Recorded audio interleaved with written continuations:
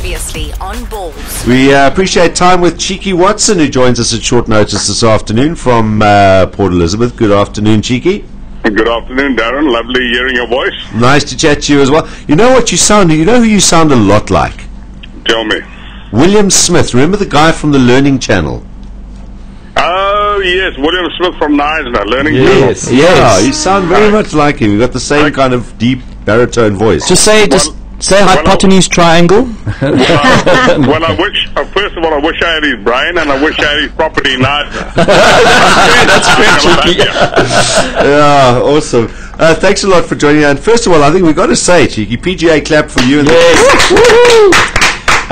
You've surprised me. You've surprised a lot of people. Not everybody. There's some very loyal Kings fans out there, and I think your performances in the early part of the season, gee, it can only do the franchise good, and we've seen it by the crowd you guys have got when you were playing at home. Absolutely. I think, Darren, we've, it just goes to show that, this region has been deprived of top-flight rugby for years. And I think if you look at the crowds, it just shows that top-flight rugby should not have been deprived from this region. And top-flight rugby should never, ever leave this region again. Yeah, well, you guys are making a good fist of it.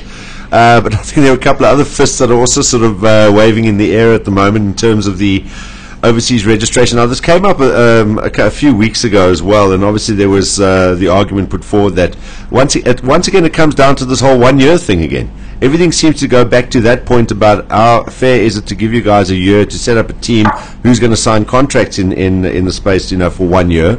And you've got to use what you've got. But on the other side of it, the regulations say so many foreign players. What is your stance on the whole thing? I think, Darren, is very, very clear by the press release that Saru released. I think we've got to take our hats off to the Aussies and the New Zealanders, that they're very visionary where this process is concerned. And to sustain the franchise and get their franchises off the ground, they've opened the door to foreign players to assist the franchise.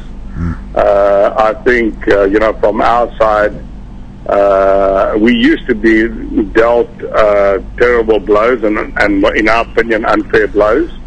But needless to say that we are disciplined members of the South African Rugby Union, and we are guided by their leadership. So I mean, what is the actual regulation? Because a lot of people are not clear about it as to how many foreign players you are allowed to use or have to be on the field. Well, the regulation is that you're only allowed to have 2 foreign players. Okay.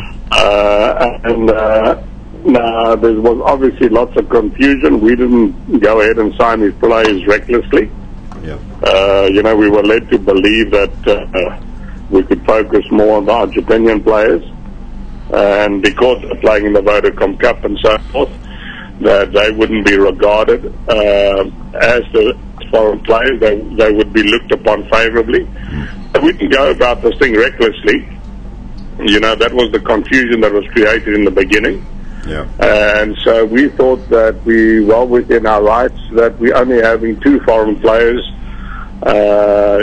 being Virgil Lacombe and Hadley Parks, we worked on that premise. And the late announcement on the 16th of August didn't help us either, but, as people are from the Eastern Cape, and as the logo speaks for itself, it's a logo of spears and shields and warriors and fighting. We will rise up from the dust and fight. Yeah, there's not any scrapping on the field. It seems like it's going to be a lot of scrapping off it as well. So basically what you're saying is that, and did I hear right that Jaco Engels is considered to be a foreign player? He's Namibian. Well, Jaco Engels is Namibian, but there's exemption on every player from the soil of Africa. So yeah. Okay, so he doesn't get considered as a foreign player then? No. All right. And what you're saying is the guys that played for the Pampas, the Argentine players who played in Vodacom Cup, they are or should be considered as local players.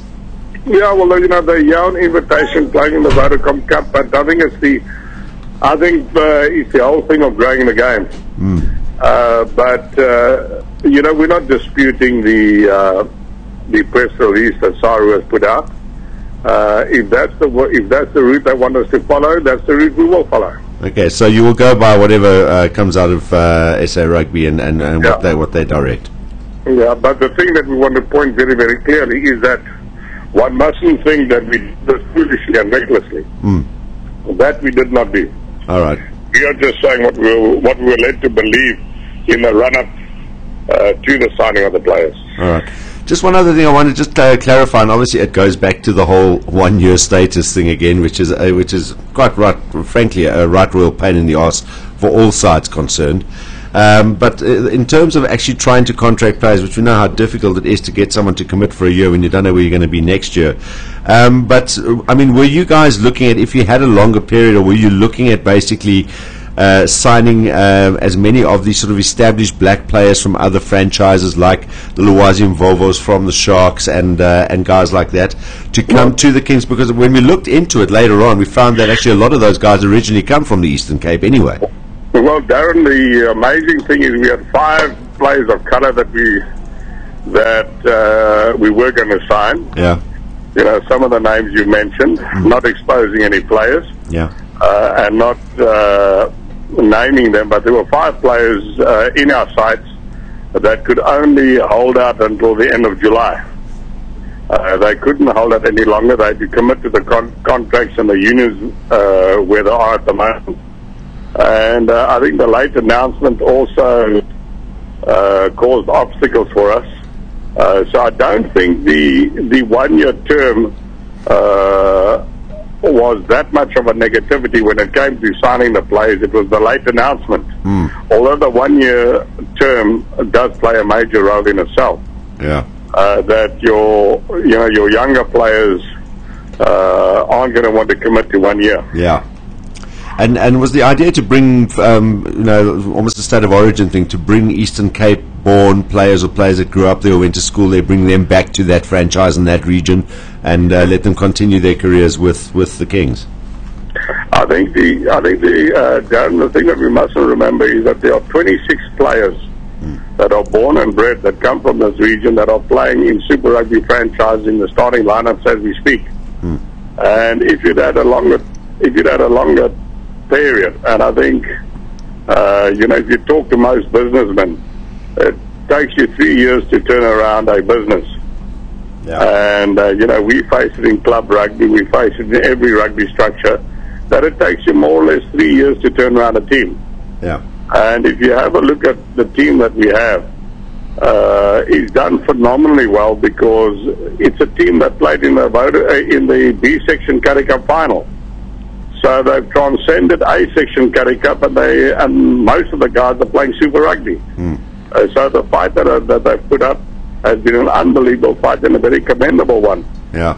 But obviously, if we have, if there was a 3-year term and a little bit more consistency, you'd have a lot more players coming through, and you'd be able to deliver a lot more players that would truly represent the demographics of the country. I mean, we sit in our academy where our academy is 60% players of color, and 90% of them are players from this region. And this is a region, as you well know, that was right at the bottom rung of rugby. Yeah. It couldn't go any lower. And I think we started this academy long before, 2 years before Saru and the Lotto came up with their academies. Well, it's, as I said right at the beginning, it certainly surprised a lot of people. A lot of people thought that you guys were really, really going to struggle, but you've, as you said, made a good fist of it. And if it carries on that way, we can look forward to the Stormers playing in a promotion relegation game at the end of the season. Yeah, that wouldn't whatever. be a bad idea and throw a cat amongst the pigeons. Cheeky. Just thought I'd get that in. Last one for Cheeky. Cheeky, just wanted to find out if you really think that the boys have a chance against the Satyrs on the weekend. No, of course he doesn't. I honestly do think they have a chance. Yes. They don't have a chance if they play conservatively. Yeah. I think if you have a look at the game against the Sharks and the game against the Chiefs, I think their defense is so good that they're battling at the moment to transcend into attack. And, they're kicking, when we have ball in hand, they are playing from a defensive position instead of an attacking position. And if they go with the attitude that they've got absolutely nothing to lose against the Crusaders, absolutely nothing to lose, and just sing at the Ballz radio, go balls to the wall. I think they're in with a chance. Yeah. All right, so Cheeky, come now. Take your $500,000 and put it down on the game this weekend when you got the money on it. It's 50 to 1, eh? 50 to 1. You guys are great odds. 50 to 1 to win. What's that? You guys are quoted on some of the betting sites at 50 to 1, 50 to 1. Yes.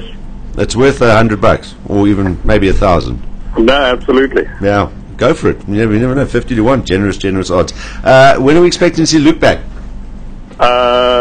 Luke is starting full training tomorrow. Okay.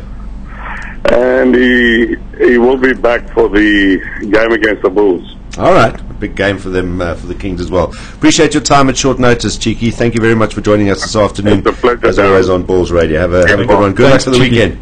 Okay, thanks. Ciao. Bye. There we go. Cheeky Watson joining us on Ballz Radio this afternoon. This is Ballz Visual Radio. Darren, Simon, Kate and John. Weekdays from 3 p.m. to 6 p.m. Central African Time. Ballz.co.za